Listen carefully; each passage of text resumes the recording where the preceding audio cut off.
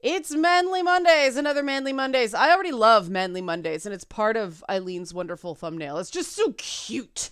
And that's one of the things I hope to do a bit with these segments is broaden the idea of manliness, of masculinity, because I have a very different take on what it means than most people. I appreciate the commenters who said they appreciated my examination of what the heck does traditional masculinity mean anyway? Which tradition are you talking about?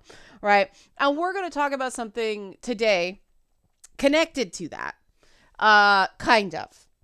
Anger. Specifically when men get angry. And I'm calling this video You're Angry and, because anger is complicated. Male anger is treated as a very different thing by our society than female anger. And before I even do the channel support title card, I want to say off the bat, I do not subscribe to the idea that angry men are somehow scarier or more threatening than angry women.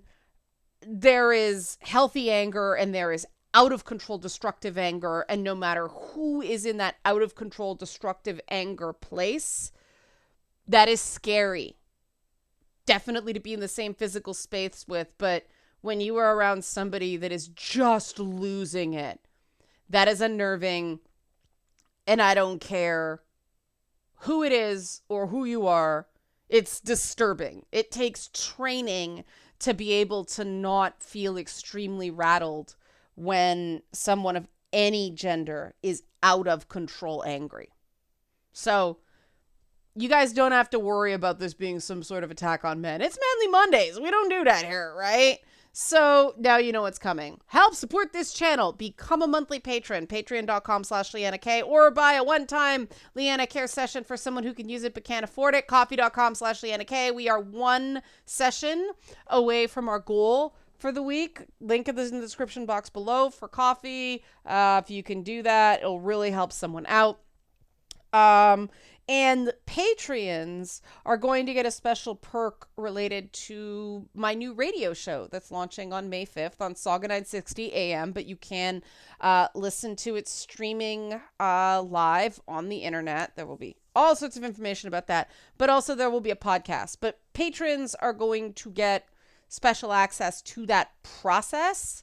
So now's a good time to become a patron. But let's get to the topic at hand. This topic was inspired by two things.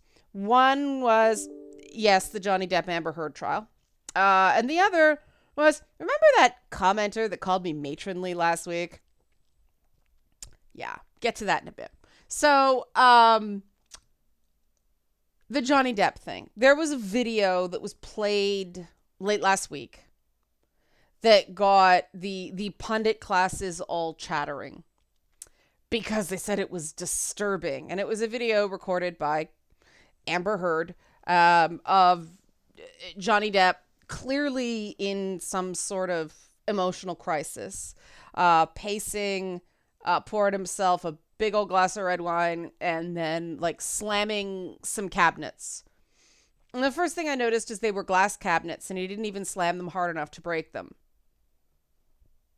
Step one. But also I found it alarming that legal pundits would describe a person who is clearly upset, clearly angry, slammed a few doors, slammed a few kitchen cabinets, but didn't take it out on a person, that they referred to that as disturbing. That's why I put the caveat off the top, is the idea that alone a person being angry is frightening. I'm going to challenge that a bit. And getting back to the guy who called me matronly. This is why I'm hesitant to engage with people who do call me names. Because when someone does that, when they can't argue passionately but respectfully, Well, my delivery was matronly. Still, it was an insult, right? It was an unnecessary insult. And I tend to not engage with people like that because no good comes from it. I thought it was funny, and so I broke my rule. And of course, the guy commented multiple times on this video. This guy's clearly angry, right? But here's the difference between validating someone's anger and accepting poor behavior because someone is angry. Here's the line, okay? And if someone can respect these sorts of boundaries, it doesn't matter how angry they are, it's okay because they're still in control enough of themselves to curb the behavior so that they don't, so that they respect other people as individuals who have rights and a right to dignity, right? Because this guy's back and said, glad to hear you read at least one of my comments and were shaken enough to react to it. Laughing it off is a good way to avoid engaging with what I said. No, not engaging with what you said, sir, would have been a better way to not engage with what you said. My bad. It is completely unreasonable to be insulting and then expect some sort of response based on the content of what you said. Get a civil tongue, express yourself better, and then we can talk. I don't care how many you're clearly a decent person, but you have a lot to learn condescension you throw at me.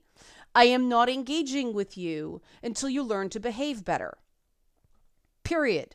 Done. That being said, I think this person probably has a lot of reasons to be angry. A lot of people clearly wronged this guy based on some of the things he says. He seems to be under the false impression that I have no idea what it's like to work myself sick. Clearly, he is new here, right? This is apparently a thing only men do. No, that's facetious. But, you know, he's one of these people who believes that society as a whole does not care about men because they're men, as opposed to society does not care about certain men because they are below a certain socioeconomic demographic, or they are undesirables in other ways, including being an actor with problems with addiction, right? It's not across the board, right? If you look at somebody like, you know, say high-ranking politicians, right? Anybody in Congress or the Senate or the presidency or the vice presidency or whatever. Well, Kamala's not a man. But obviously those men have a certain amount of power. They have staff. They have a rank in society that gives them a basic amount of, you know, privileges and power, right? That's not the same as a, you know, blue-collar guy working minimum wage. But you could say the same thing about blue-collar woman working minimum wage. And there is a simmering anger in people who are working hourly wages. Because those hourly wages are not enough to live on. And that is a completely valid reason to be angry. And the problem with both political establishments, both main political establishments, because we have like authoritarianism and some other stuff, but sorry, not authoritarianism. Oh my God. Libertarianism. Bah, brain fart. You know, the Libertarian Party is a separate thing, but excuse the left-right binary. But, you know, you've got the right that has this cartoonish anger and outrage are the only emotions that are valid. And they have created a caricature of the Protestant work ethic to create this narrative that convinces their working class supporters that the world doesn't care about you. You exist to be worked to death. Be angry, but keep doing it, right? And then you've got the left, which so demonizes any anger outside of some sort of protest structure that then they go just bananas when it comes to protest structure. And that's where you get some really bad messaging. And this is not the Democratic messaging cliche. This is the left with the nastiness. I'm not going to repeat it because I don't even know YouTube will let me do it. But you guys know what I'm talking about. That they get so whipped up that they think kill blank group or, cops are pigs or something like that. That's an effective message.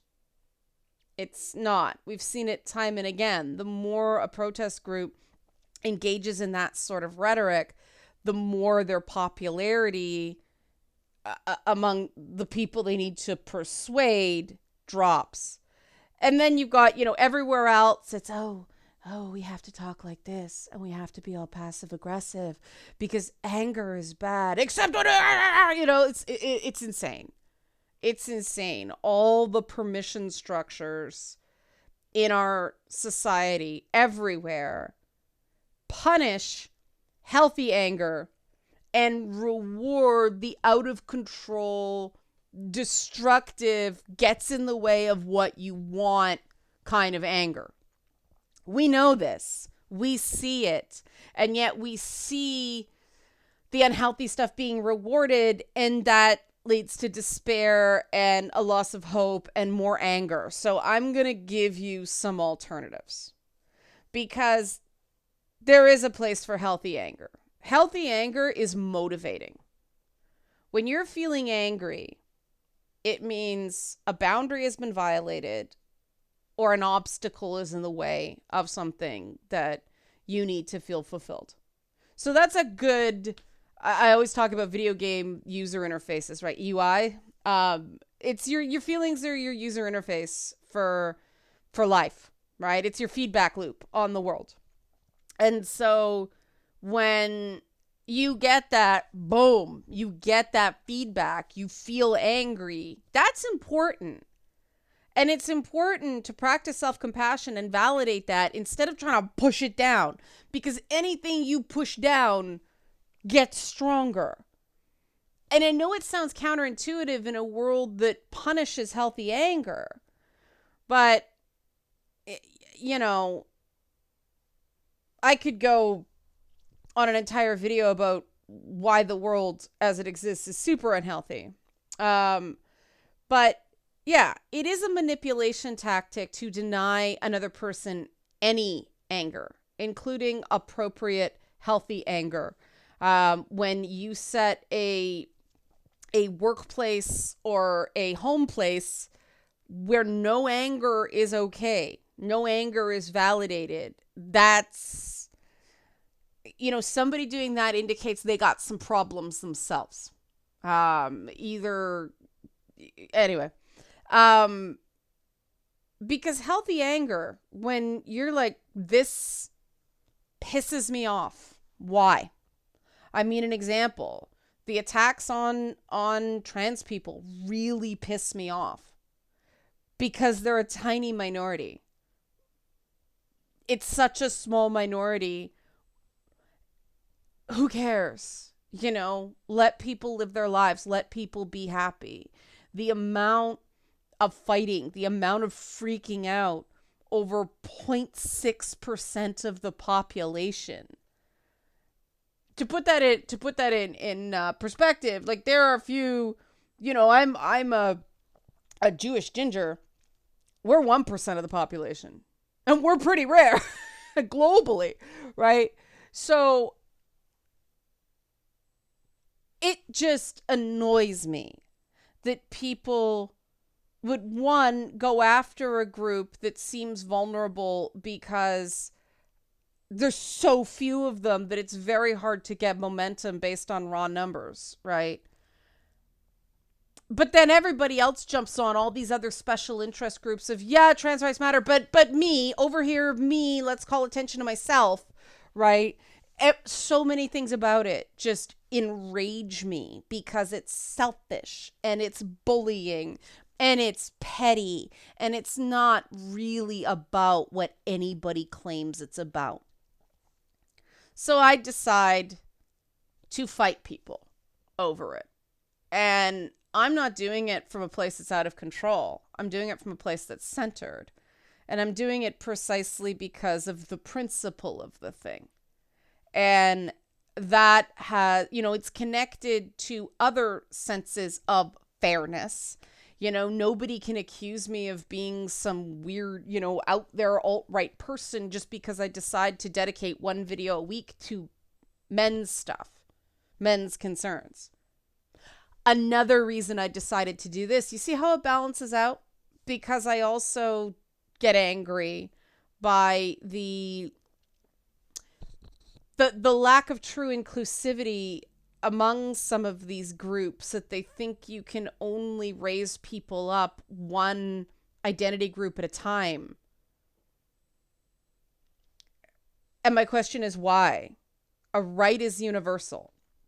So if it's actually about a right, you should be able to give one group more without truly taking anything away from another, right?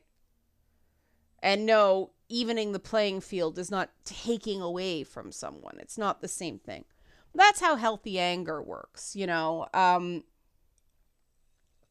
If you're feeling angry, like I said, identify the boundary that's violated. Like this buddy that likes to insult me. I go, all right, buddy, enough joking around. Here's the problem. Play fair. Stop with the insults. Maybe we can have a discussion there, but not until you learn to speak civilly. That's because I got annoyed at the comment spam, right? But I'm not shaken. Like, shaken. Seems to laughing.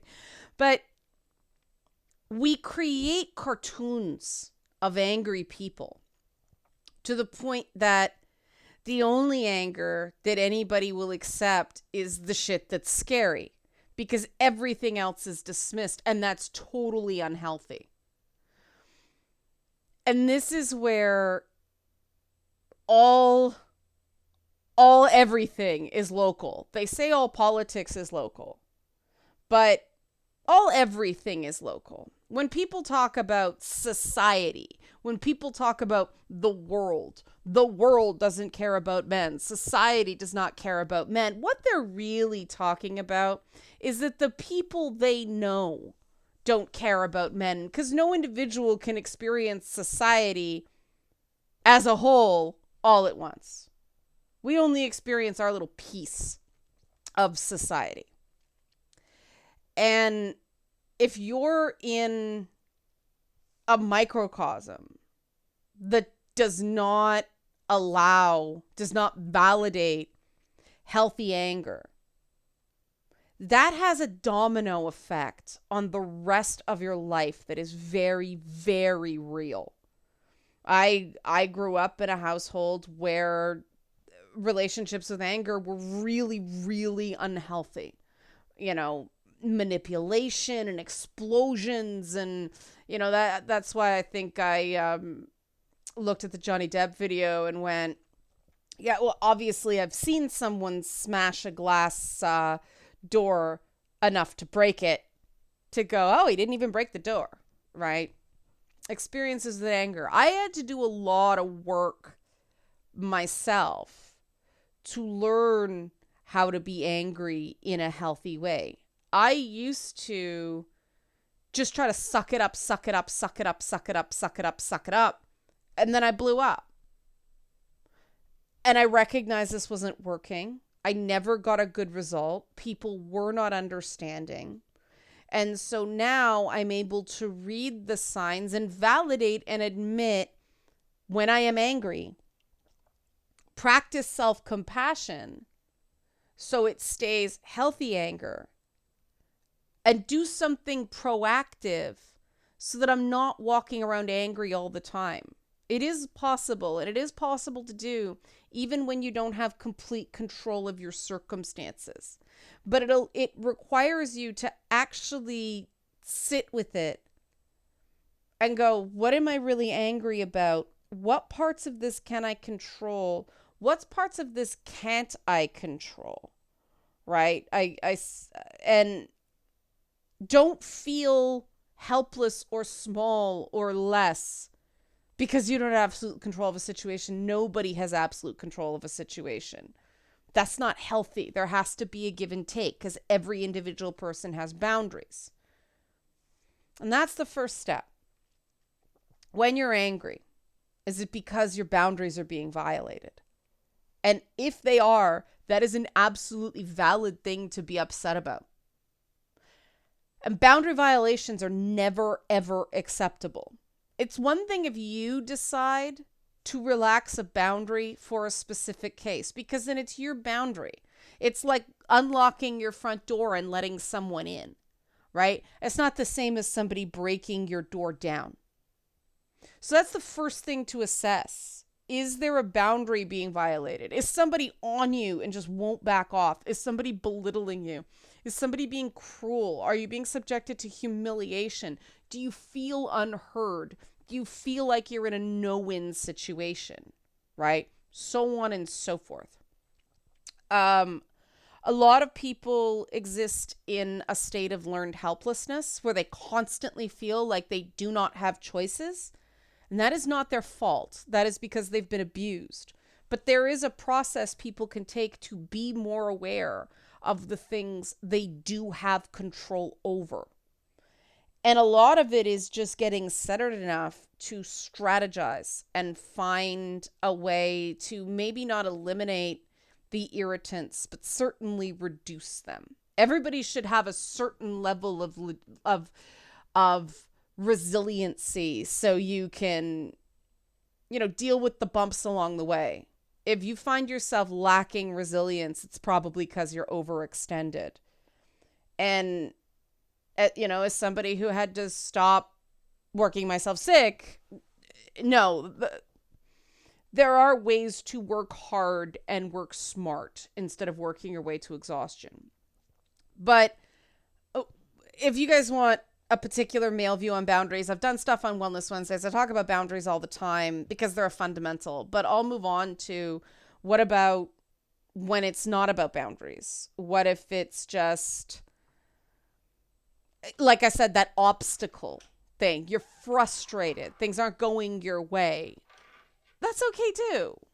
As long as, again, you turn it into something productive so that you're controlling the response. The response is not controlling you. It's okay to want things. It's okay to have ambitions. As long as you're not violating the boundaries of other people and violating the dignity of other people in your aspirations, in your attempts to get what you want, right? Wanting things is really good because individuals want things. Now, healthy boundaries are based on your behavior and a succeed or failure in that regard, not the opinions of others or external forces you can't control. I find it helps to stay calmer or more positively angry when I set a goal for myself. I know I'm going to a difficult situation. It's, all right, my goal is this guy is a button pusher. I'm aware he's a button pusher. I'm not going to take his bait. If, it's a Zoom call or something like that, instead of taking his bait, I'm going to say, if I feel myself getting angry, I'm going to say, I got to go. Something came up or something like that. I'm not going to get into it with him because that's what he seems to want. That I can control. I can't stop him from pushing my buttons. And stand up to the bully doesn't mean you go head to head with them and do the stupid 80s after school special of, no, I'm going to punch him in the nose. You can't do that. You got to sidestep it. You got to set that rule of, if the guy starts pushing buttons, all right, see ya. And you don't storm out angrily. It's, yeah, I got to go. It's amazing how instinctive button pushers are. When people are constantly needling at you, it's easy to think it's conscious, and I've realized a lot of people who are like that, it's not, they, yes, they are thinking about what they're doing, but they don't have a complete understanding of exactly what they're doing does. They have very weak personal boundaries in themselves. They're doing to you what was effectively done to them. Does that make sense? And so that's the thing. These people are very, very instinctual. And so if they don't get what they want out of the exchange enough times, they will either escalate, and then everybody becomes very, very clear about what's going on because it's like, what's wrong with you? You seem crazy. Or they actually curb their behavior because they're not getting results that they want. Either way, that's more productive for you, but you could come up with that strategy because you acknowledged you were angry. And that's where the self-compassion comes in. So many people are terrified of admitting that they're angry because they've been taught that anger is a bad thing. It's not. Not if it's kept productive, not if it's kept healthy, if it's just a user interface that is your feedback system on the world, that's completely healthy. Now, the final point about anger in the closing minutes of this video. Remember I said anger is complex? Anger is a legitimate emotion on its own. Anger also can cover up other emotions that people either feel like they can't feel or would rather not feel. Anger keeps you going in the short term so you don't completely break down. Or it can. So sometimes it's masking or bridging over sadness or fear or something else like that. And that's fine short term. It's not fine if you can never acknowledge you're scared, if you can never acknowledge you're hurt. Because if those emotions are what's really at the core of your anger,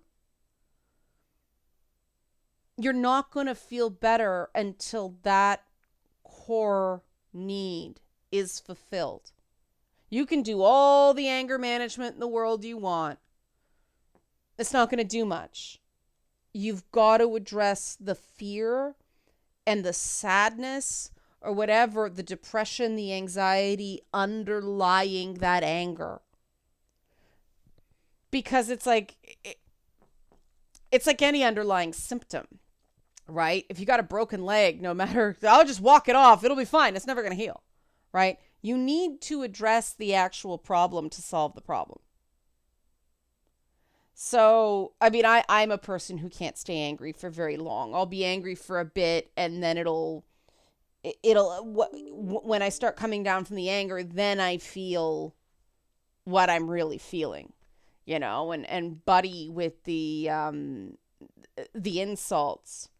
I'm actually very sad that somebody was so hurt in their life that they feel like the best course of action is to behave in an insulting way like that, to actively try to hurt other people, to take pride in making a person feel shaken. That's tragic, because this is not a person who's going to get what they want that way. What that's doing is continuing to feed the belief that nobody cares about this person because their own behavior is getting in the way of that. And that's an indication of really unhealthy anger. The fact that the guy tries at all to communicate is a sign that there is hope. And so it makes me really, really sad that something clearly very bad happened to this guy. He has not been given the tools and the skills to get what he clearly seems to want, which is someone to give a shit. And I don't want that in the world. I don't want people to walk around miserable like that. I'm too empathic. And so it makes me really sad But of course, I don't know this guy. I can't help him. So the first thing was, fuck you, you know? And then it's like, no, that's that. That's how it works. That's how the come down works, right? It's like, all right, you're coming out of anger now. What am I feeling between anger and calm? Oh, that's instructive, right? And you can't do that if somebody's shaming you just for being angry. Now, it's perfectly fine for someone to go, look, can we find another way to handle, when the person's calm, can we find another way to handle things that doesn't involve banging around kitchen cabinets, right? Because I really don't want the kitchen cabinets to get broken. And anybody reasonable is going to go, yeah, okay, good point. But then you have to be prepared when someone says, here's what I need. Here's how you can help me. You got to be prepared to do it if it's reasonable, right? If it is in your power, because the person's vulnerable at that moment. And that's the difference between supporting someone and trying to reduce the angry outbursts later and using the fact that someone is destabilized to control them. And with a lot of men, people use shame about what someone did when they were angry to control the men in their lives instead of finding a way to work as a team and maintain boundaries. Don't accept bad behavior, but then validate whatever feelings you can. You know, I understand how you feel. I don't like what you did. Or I don't like what you did, but I understand how you feel. That's probably better because you end on the validation. And there's not enough of that. And I acknowledge that. And that's why I'm making this video. Because hopefully not just men watch this video. Other people who care about the men in their lives watch this video. There is more that the people around certain men can do to make the overwhelm less. That because of unhealthy early life patterns, those skills were never learned either. And so I used Mr. Commenter as an example of, I don't accept your behavior, but I truly do care about your feelings. It works. It makes it easier because what happens then? Then people have a path towards getting what they want. They know that that behavior is not going to get it for them, but there is a thing that can. And if someone can see a path to that compassion, to that sense of control, to that getting their needs met and boundary integrity, then they don't have to get that overwhelmed protective anger because they're getting those needs met and the boundaries remain intact. So the two main reasons that someone get angry are off the table.